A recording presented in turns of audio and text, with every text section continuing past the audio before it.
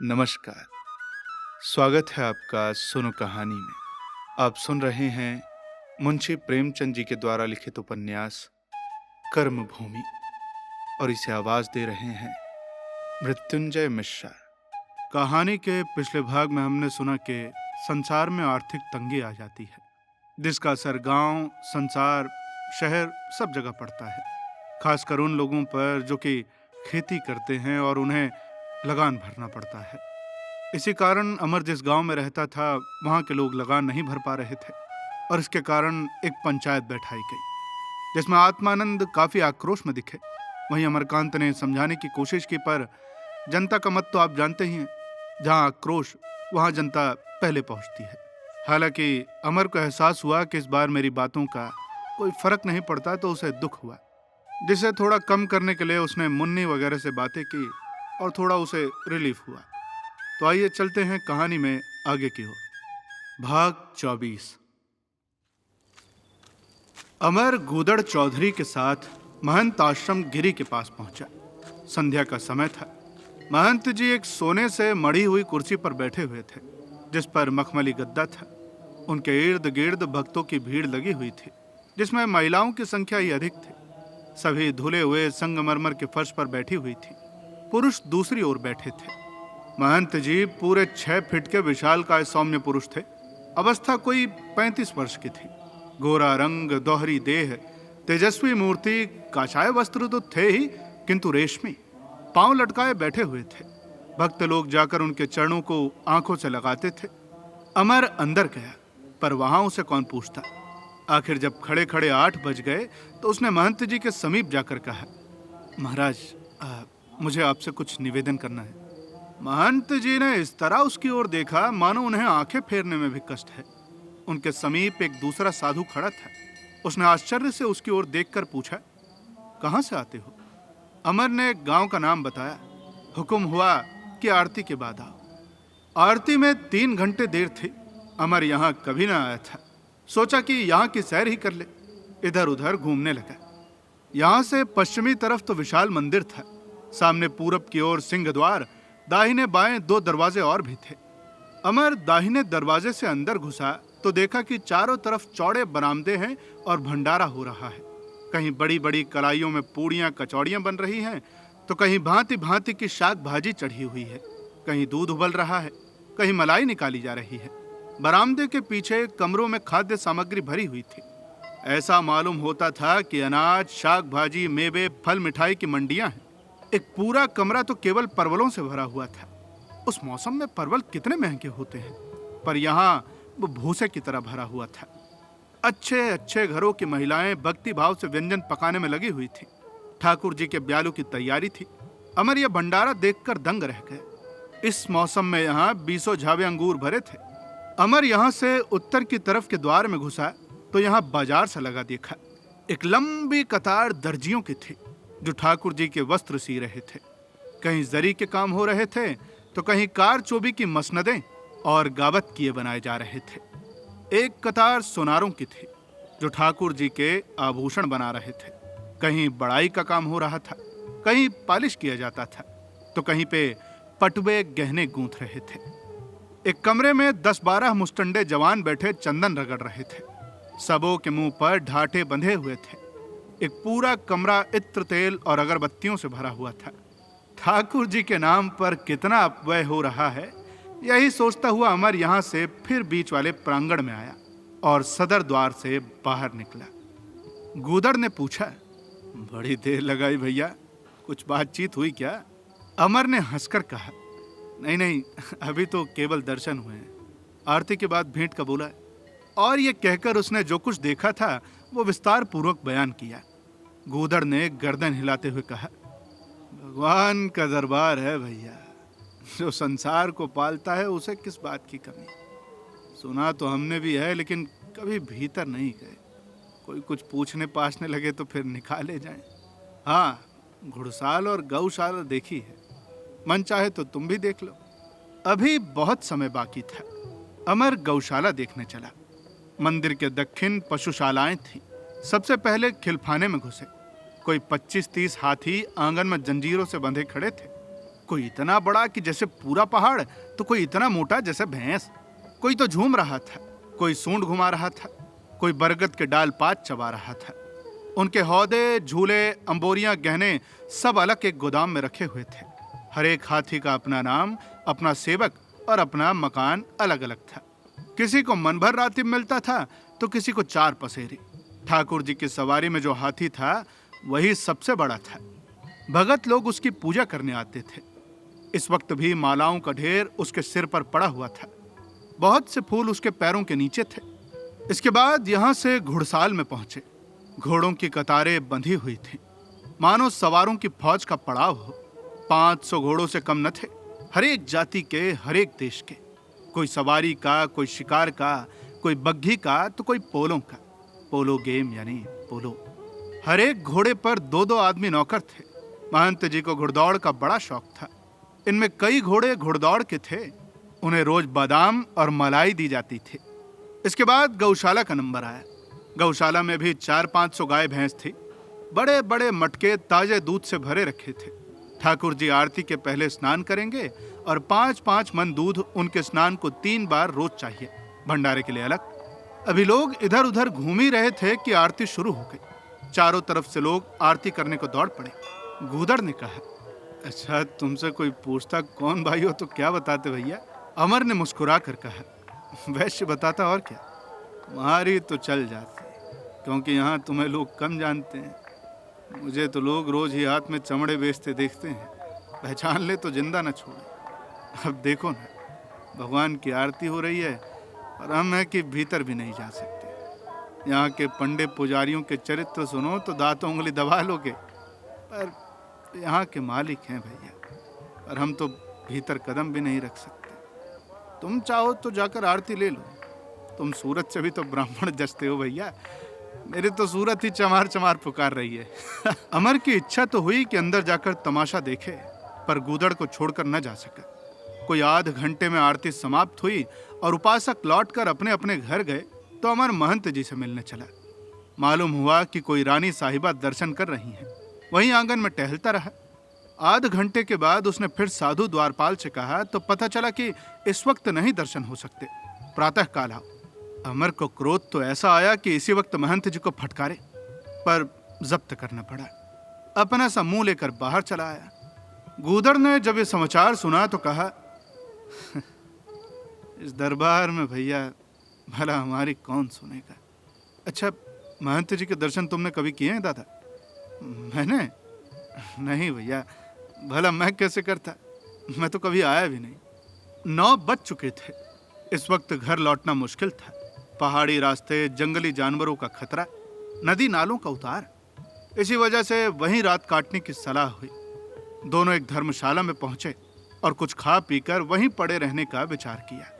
इतने में 2 साधु भगवान का ब्यालू बेचते हुए नजर आए। धर्मशाला के सभी यात्री लेने दौड़े। अमर ने भी 4 आने की एक पत्तल ली। पूरियां, हलवे, तरह तरह की भाजियां, अचार, चटनी, मुरब्बे, मलाई और दही। इतना सामान था कि अच्छे खासे 2 खाने वाले तृप्त हो जाते। यहाँ चूल्हा बहुत कम घरों में जलता था। लोग यही पत्तल ले लिया करते थे। दोनों ने खूब पेट भर खाया और पानी पीकर सोने की तैयारी कर रहे थे कि एक साधु दूध बेचने आया। शैन का दूध ले लो।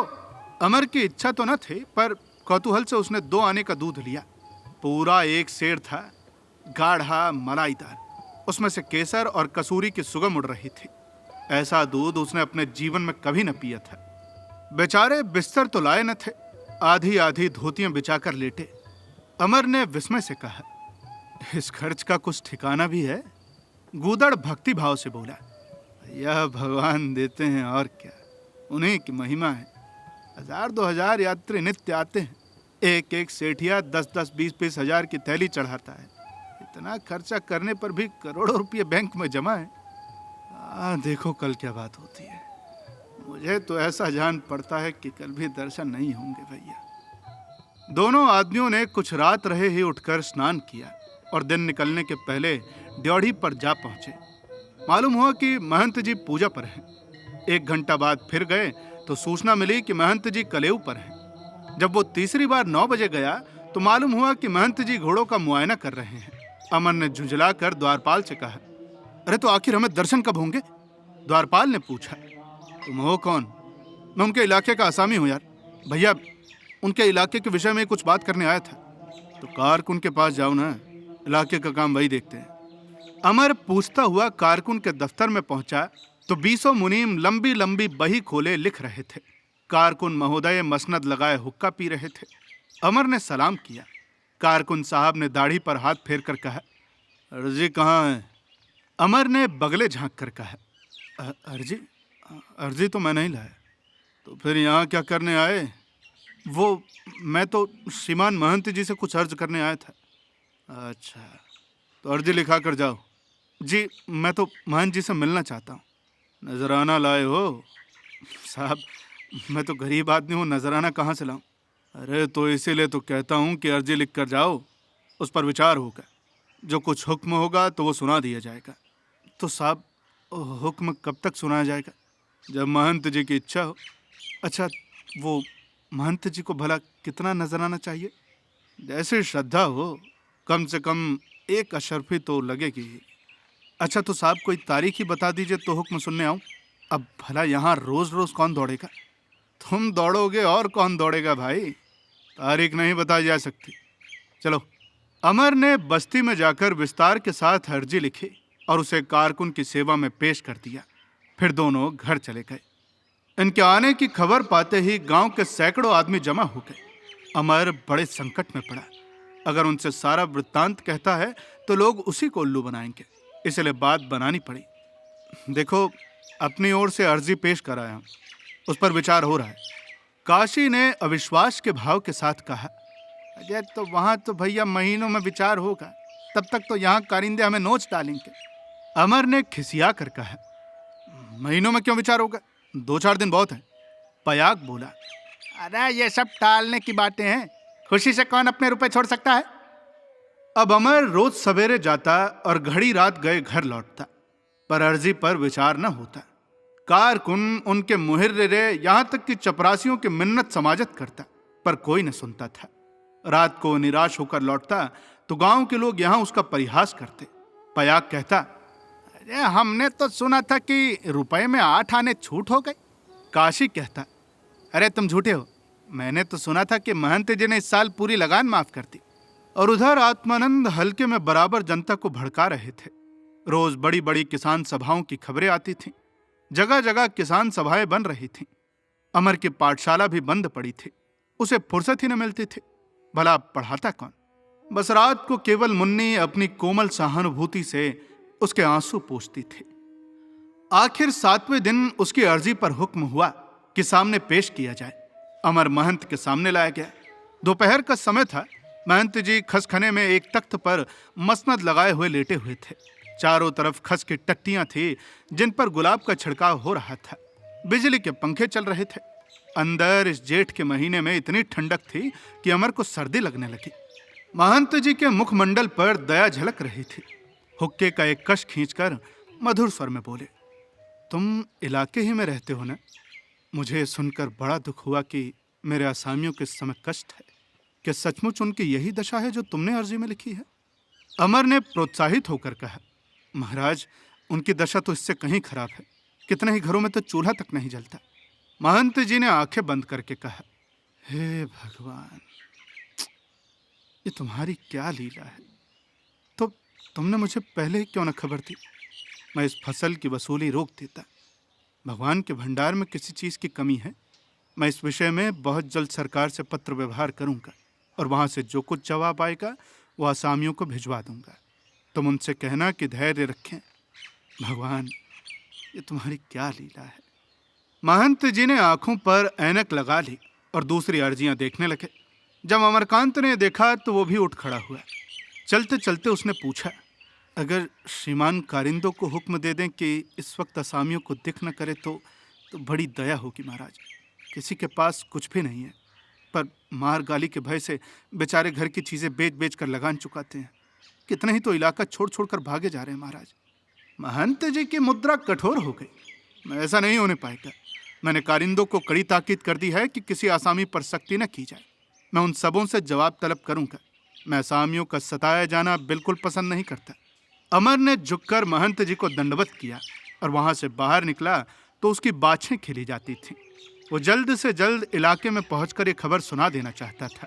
ऐसा तेज जा रहा था मानो दौड़ रहा हो। बीच बीच में दौड़ भी लगा देता था, पर सचेत होकर फिर रुक जाता था। लू तो न थी, पर धूप बड़ी तेज थी। देह फूंकी जाती थी, फिर भी वो भागा चला जाता था। अब वो स्वामी जी आत्मानंद से पूछेगा कि कहिए, अब तो आपको विश्वास आया ना कि संसार में सभी स्वार्थी नहीं, कुछ धर्मात्मा भी हैं जो दूसरों का दुख दर्द समझते हैं। अब उनके साथ के बेफिक्रों की भी खबर लेगा। अगर उसके पर होते तो मानो उड़ जाता। संध्या समय जब वो गांव में पहुंचा तो कितने ही उत्सुक किंतु विश्वास से भरे नेत्रों ने उसका स्वागत किया। काशी बोला, क्या भैया, आज तो बड़े प्रसन्न हो, पाला मारा है क्या? अमर ने खाट पर बैठते हुए अकड़ कर कहा, जो दिल से काम करेगा वो पाला मारेगा ही। बहुत से लोग पूछने लगे, भैया तो फिर क्या हुक्म हुआ भैया? हाँ भैया बताओ ना। अमर ने डॉक्टर की तरह मरीजों को तसल्ली थी। महंत जी को तो तुम लोग व्यर्थ में बदनाम कर रहे थे। ऐसी सज्जनता से मिले कि मैं क्या कहूँ। कहा कि हमें तो कुछ मालूम ही नहीं, पहले ही क्यों ना सूचना थी, नहीं तो हमने वसूली बंद कर दी होती। अब उन्होंने सरकार को लिखा है, यहाँ कारिंदों को भी वसूली की मनाही हो जाएगी। काशी ने खिसिया कर कहा, हाँ हाँ देखो, अगर कुछ हो जाए तो जाने। अमर ने गर्व से कहा, देखो अगर धैर्य से काम लोगे तो सब कुछ हो जाएगा, हुल्लड़ मचाओगे तो कुछ ना होगा, उल्टे और डंडे पड़ेंगे। सलोनी ने कहा, अरे जब मोटे स्वामी माने तब तो। गूलड़ ने चौधरीपन की ली, अरे मानेंगे कैसे नहीं, उनको मानना पड़ेगा। एक काले युवक ने जो स्वामी जी के उग्र भक्तों में था लज्जित होकर कहा, भैया जिस लगन से तुम काम करते हो कोई भला क्या करेगा। दूसरे दिन उसी कड़ाई से प्यादों ने डांट फटकार की, लेकिन तीसरे दिन से वो कुछ नर्म हो गए। सारे इलाके में खबर फैल गई कि महंत जी ने आधी छूट के लिए सरकार को लिखा है। स्वामी जी जिस गांव में जाते थे वहां लोग उन पर आवाजें कसते। स्वामी जी अपनी रट अब भी लगाए जाते थे। ये सब धोखा है, कुछ होना हवाना नहीं है। उन्हें अपनी बातों की आ पड़ी थी। असामियों की उन्हें उतनी फिक्र न थी जितने अपने पक्ष की। अगर आधी छूट का हुक्म आ जाता तो शायद वो यहां से भाग जाते। इस वक्त तो वो इस वादे को धोखा साबित करने की चेष्टा करते थे, और यद्यपि जनता उनके हाथ में न थी, पर कुछ न कुछ आदमी उनकी बातें सुन ही लेते थे। हाँ, इस कान सुनकर उस कान से उड़ा देते। दिन गुजरने लगे मगर कोई हुक्म नहीं आया। फिर लोगों में संदेह पैदा होने लगा। जब सप्ताह पे सप्ताह निकल गए तो अमर सदर गया और वहां सलीम के साथ हाकिम जिला मिस्टर गजनवी से मिला। मिस्टर गजनवी लंबे, दुबले, गोरे, शौकीन आदमी थे। उनकी नाक कितनी लंबी और चिबुक कितना गोल था कि हाथ से मूर्ति से लगते थे, और थे भी बड़े विनोदी। काम उतना ही करते थे जितना जरूरी होता था, और जिसके न करने से जवाब तलब हो सकता था। लेकिन दिल के साफ, उदार और परोपकारी आदमी थे। जब अमर ने गांव की हालत उनसे बयान की तो हंसकर बोले, आपके महंत जी ने फरमाया है कि सरकार जितनी माल गुजारी छोड़ दे मैं उतनी ही लगान छोड़ दूंगा। है मुंसिफ मिजाज। अमर ने शंका की, हाँ तो इसमें बेइंसाफी क्या है? बेइंसाफी यही है कि उनके करोड़ों रुपए बैंक में जमा है, सरकार पर अरबों का कर्ज है। तो आपने उनकी तजवीज़ पर कोई हुक्म दिया? इतनी जल्द? अरे भला 6 महीने तो गुजरने दीजिए। अभी हम काश्तकारों की हालत की जांच करेंगे, उनकी रिपोर्ट भेजी जाएगी, फिर रिपोर्ट पर गौर किया जाएगा, तब कहीं कोई हुक्म निकलेगा। सरकार, इतनी जल्दी काम नहीं होता। अरे लेकिन तब तक तो असामियों के बाहर न्यारे हो जाएंगे। ये भी कोई बड़ी बात नहीं होगी कि अगर फसाद शुरू हो जाए। अरे तो क्या आप चाहते हैं कि सरकार अपनी वजह छोड़ दे? ये दफ्तरी हुकूमत है जनाब, वहाँ सभी काम जाब्ते के साथ होते हैं। आप हमें गालियाँ दें, हम आपका कुछ नहीं कर सकते। पुलिस में रिपोर्ट होगी, पुलिस आपका चालान करेगी। होगा वही जो मैं चाहूँगा, मगर जाब्ते के साथ। खैर, ये तो मजाक था। आपके दोस्त मिस्टर सलीम बहुत जल्द उस इलाके का तहकीकात करेंगे, मगर देखिए झूठी शहादतें न पेश कीजिएगा कि यहाँ से निकाले जाएं। मिस्टर सलीम आपकी बड़ी तारीफ करते हैं, मगर भाई मैं तुम लोगों से डरता हूँ, खासकर तुम्हारे उस स्वामी से। बड़ा मुफीसत आदमी है भाई, उसे फंसा क्यों नहीं देते? मैंने तो यहाँ तक सुना है कि वो तुम्हें बदनाम करता फिरता है।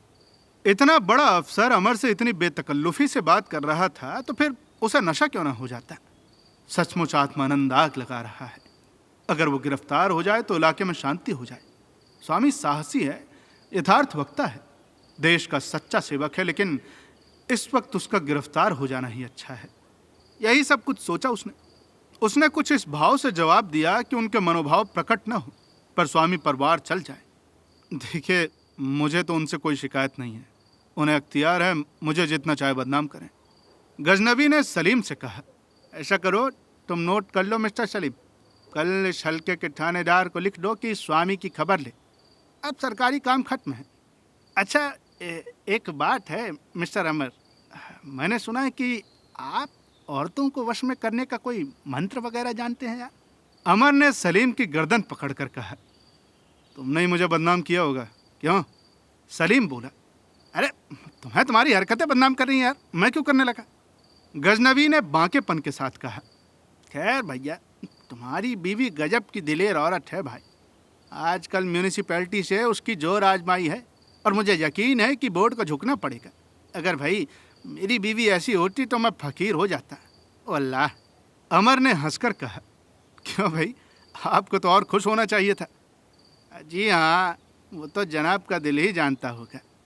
सलीम ने कहा, अरे उन्हीं के खौफ से तो ये भी भागे हुए सर। गजनबी बोला, खैर मैं तो सोचता हूँ कि यहाँ कोई जलसा करके उन्हें बुलाना चाहिए। क्या? सलीम बोला, अरे साहब क्यों बैठे बिठाए जहमत मोल लीजिएगा, वो आई और शहर में आग लगी, हमें बंगले से निकलना पड़ जाएगा। गजनबी बोला, अजी ये तो एक दिन होना ही है, ये अमीरों की हुकूमत अब थोड़े दिनों की मेहमान है। इस मुल्क में अंग्रेज़ों का राज है, इसलिए अब में जो अमीर है और जो कुदरती तौर पर अमीर की तरफ खड़े होते हैं वो भी गरीबों की तरफ खड़े होने में खुश हैं, क्योंकि गरीबों के साथ उन्हें कम से कम इज्जत तो मिलेगी। इधर तो ये डॉल भी नहीं है। मैं तो अपने को भी इसी जमात में समझता हूँ भैया। तीनों मित्रों में बड़ी रात तक बेतकल्लुफ़ी से बातें होती रहीं। सलीम ने अमर की पहले ही खूब तारीफ कर दी थी, इसीलिए उसकी गवारू सूरत होने पर भी गजनबी बराबरी के भाव से मिला। सलीम के लिए हुकूमत नई चीज़ थी, अपने नए जूते की तरह उसे कीचड़ और पानी से बचाता था। गजनबी हुकूमत का आदी हो चुका था और जानता था कि पाँव नए जूते से कहीं ज़्यादा कीमती चीज़ है। रमणी चर्चा उसके कौतूहल, आनंद और मनोरंजन का मुख्य विषय थे। खबारों की रसिकता बहुत धीरे धीरे सूखने वाली वस्तु है। उनकी अतृप्त लालसा प्रायः रसिकता के रूप में प्रकट होती है। अमर ने गजनबी से पूछा, आपने शादी क्यों नहीं की? मेरे एक मित्र प्रोफेसर डॉक्टर शांति कुमार भी हैं, वो भी शादी नहीं करते।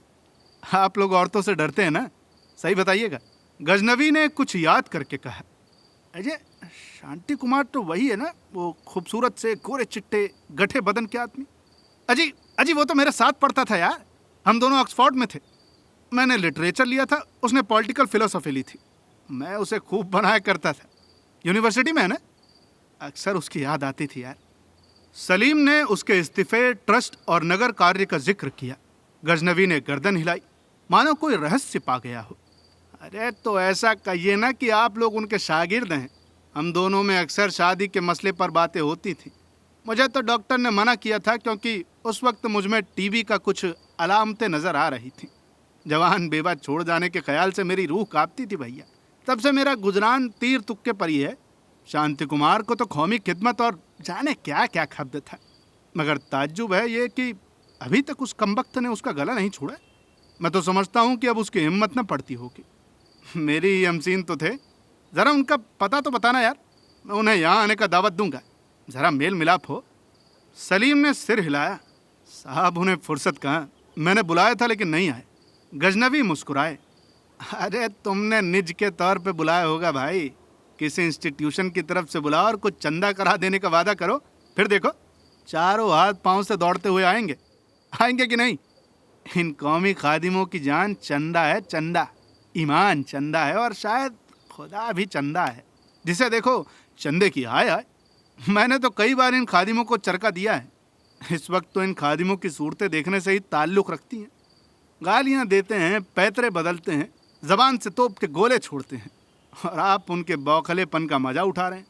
मैंने तो एक बार एक लीडर साहब को पागल खाने में बंद कर दिया था। कहते हैं कि अपने को कौम का खादिम और लीडर समझते हैं। आए बड़े।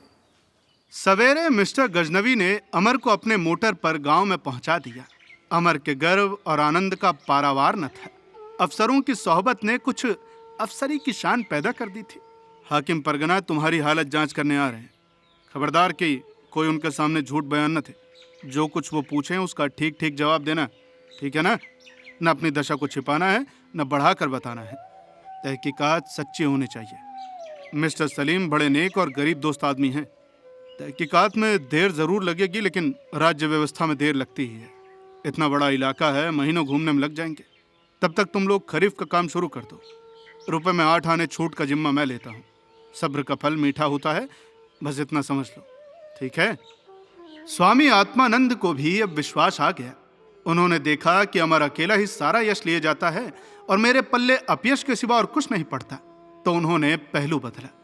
एक जलसे में दोनों एक ही मंच से बोले, यानी एक ही तरीके से बोले। स्वामी जी झुके तो अमर ने भी कुछ हाथ बढ़ाया, फिर दोनों में सहयोग हो गया। इधर आषाढ़ की वर्षा शुरू हुई तो उधर सलीम तहकीकात करने आ पहुंचा।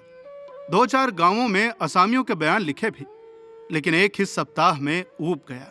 पहाड़ी डाक बंगले में भूत की तरह अकेले पड़ा रहना उसके लिए कठिन तपस्या थी। एक दिन बीमारी का बहाना करके भाग खड़ा हुआ और 1 महीने तक ताल मटोल करता रहा। आखिर जब ऊपर से डांट पड़ी और गजनवी ने सख्त ताकीद की तो फिर चला। उस वक्त सावन की झड़ी लग गई थी, नदी नाले सब भर गए थे और कुछ ठंडक भी आ गई थी। पहाड़ियों पर हरियाली छा गई थी, मोर बोलने लगे थे और इस प्राकृतिक शोभा ने देहातों को चमका दिया था। कुछ दिनों के बाद आज बादल खुले थे। महंत जी ने सरकारी फैसले के आने तक रुपए में 4 आने की छूट की घोषणा कर दी थी और कारिंदे बकाया वसूल करने की फिर चेष्टा करने लगे थे। 2-4 असामियों के साथ उन्होंने सख्ती भी की थी। इस नई समस्या पर विचार करने के लिए आज गंगा तट पर एक विराट सभा हो रही थी। भोला चौधरी सभापति बनाए गए और स्वामी आत्मानंद का भाषण हो रहा था। सज्जनों, तुम लोगों में ऐसे बहुत कम हैं जिन्होंने आधा लगान न दे दिया हो। अभी तक तो आधे की चिंता थी, अब केवल आधे के आधे की चिंता है। तुम लोग खुशी से 2-2 आने और दे दो। सरकार महंत जी की माल गुजारी में कुछ न कुछ छूट अवश्य करेगी। अब की 6 आने छूट पर संतुष्ट हो जाना चाहिए। आगे की फसल में अगर अनाज का भाव यही रहा तो हमें आशा है कि 8 आने की छूट मिल जाएगी। ये मेरा प्रस्ताव है, आप लोग इस पर विचार करें। और मेरे मित्र अमरकांत जी की भी यही राय है। अगर आप लोग कोई और प्रस्ताव करना चाहते हैं तो हम उस पर विचार करने को भी तैयार हैं। इसी वक्त डाकिये ने सभा में आकर अमरकांत के हाथ में एक लिफाफा रख दिया। पते की लिखावट ने बता दिया कि नैना का पत्र है। पढ़ते ही जैसे उस पर नशा छा गया। मुख पर ऐसा तेज आ गया जैसे अग्नि में आहुति पड़ गई हो। गर्व भरी आंखों से इधर उधर देखा, मन के भाव जैसे छलांगे मारने लगे। सुखदा की गिरफ्तारी और जेल यात्रा का वृत्तांत था। आहा, जेल गई और वो जहां पड़ा हुआ है, उसे बाहर रहने का क्या अधिकार है? वो कोमलांगी जेल में है जो घड़ी दृष्टि भी न सह सकती थी, जिसे रेशमी वस्त्र भी चुभते थे, मखमली गद्दे भी गढ़ते थे। आज जेल की यातना सह रही है। वो आदर्श नारी, वो देश की लाज रखने वाली, वो कुल लक्ष्मी आज जेल में है।